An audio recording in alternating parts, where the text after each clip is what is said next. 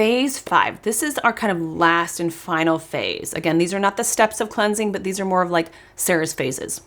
So phase 5 would be integration and new habits or your new normal. So that would look like, how do we take this cleanse and up-regulate your life or upgrade your life? And that means letting go of habits that don't serve you. And that could be binge snacking, that could be binge eating at night, that could be addictions, that could be toxic relationships. But this is where you'd say, I want to permanently remove this toxic thing in my life and let that be the past because I have a new day and this is a new me, right? So take this time to secure something that you've shifted into, which means you've shifted out of an old behavior. So what will continue to happen in here is your liver is going to still be removing waste. And this would be like so if you're doing a 4-day cleanse, you're on day like 5, 6, you're still removing toxins out of this. So this is like after the cleanse, you're back to eating normal. Your digestion normalizes, meaning that you're going to have more normal bowel movements rather than the bowel movements you had during the cleanse or even the day after the cleanse. And then your mitochondria and hormones begin to stabilize. That means they get back to normal information of having food in.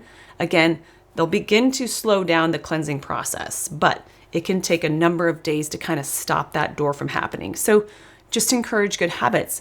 Tools that you can use would be like an ongoing cleanse. That could be like a 1-day, 24-hour fast or bone broth and then a meal in the evening. That's a good practice. You could look at doing after this, scheduling your next one, like anticipating, I have this in me. I've done it before. I'm going to look at doing this in the springtime. That's a great time to do it. Transitioning seasons, right? And whether you did a 3-day now, maybe you shoot for a 7-day. But again, you could rinse, repeat 3 to 4 days. So, and then breaking the habits is like, what's most going to serve me in this new season of my life? And asking that question and taking it all the way to the end. So for example, you see yourself completing this really hard project and you've had a hard time doing it. You can use the cleanse as kind of like your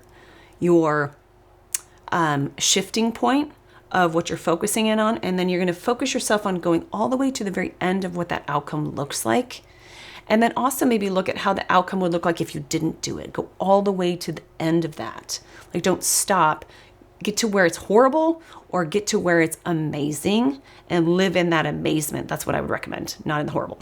If you enjoy that information and you're serious about transforming yourself into a new version of yourself, then join us January 7th. We're going to start.